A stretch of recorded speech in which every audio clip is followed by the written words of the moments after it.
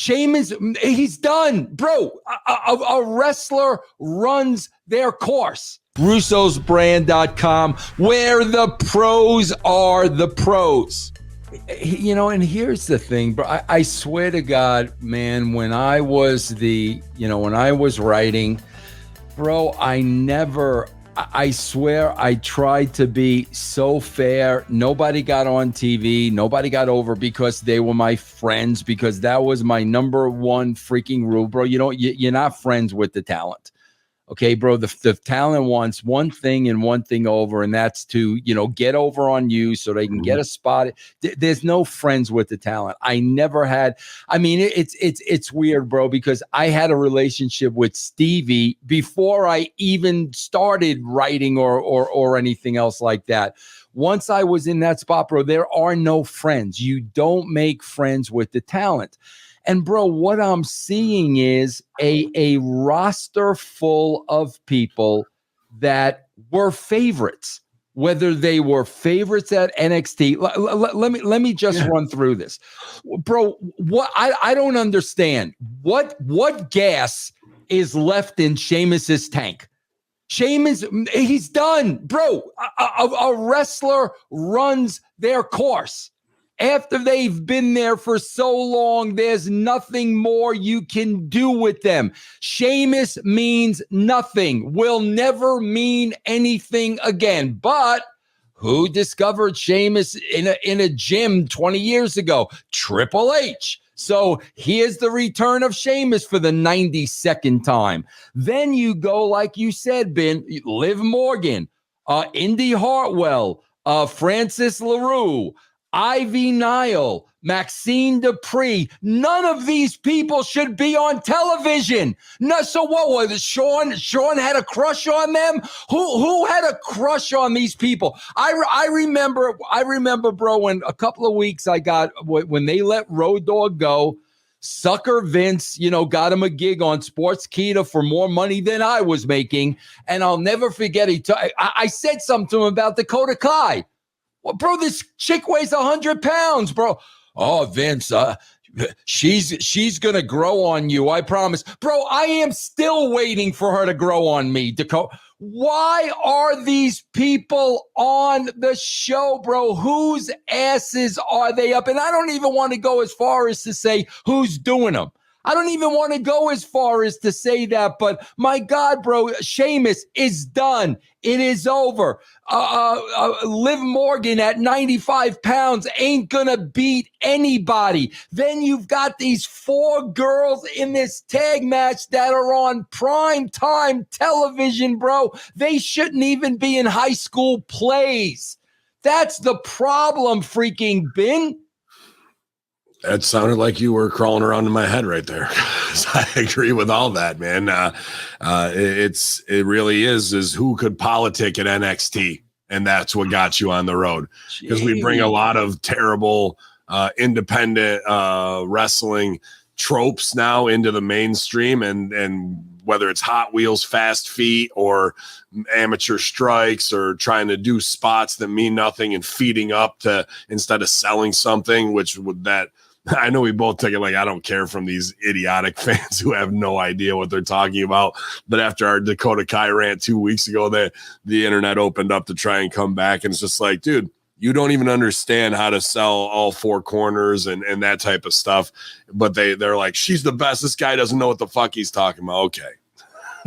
Yeah, I believe me, I've had plenty of rotten matches to spot when something sucks because I've done it myself plenty of times. So for all these people to be up there, they're setting them up to fail with no experience in character. And then they even run the storyline wrong. So even if it's something as minor as Tinkerbell, Indy Hartwell's Candice LeRae is going to turn heel, this time Indy Hartwell did the heel finish and Candice LeRae's surprised, like, you're bad with me now? Instead of should have knocked out the girl, kept playing the game out, and it should have been Candice LeRae that drapes her babyface partner over her while she's knocked out. They switched roles in how to play out the game until something has to happen. So they think they're slick, and they're like, well, we did it that way. Now we'll flip it, and then you can act surprised, and you're both heel now out of nowhere.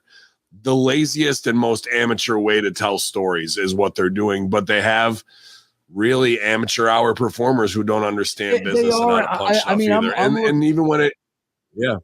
Oh, go ahead, Ben. I was just going to say, like, the big misses are what kill me when they can, because they set something up with like Ciampa and Gargano with the DX thing, millions of dollars right there in rebooting DX, right?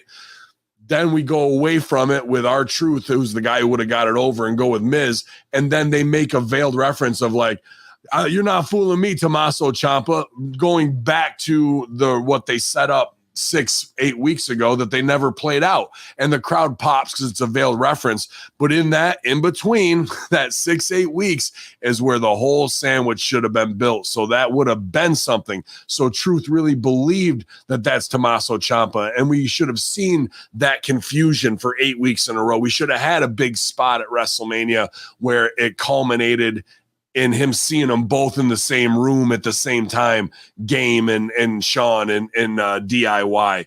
But we just drop things. We don't understand how to heighten and explore, how to play the game out week after week.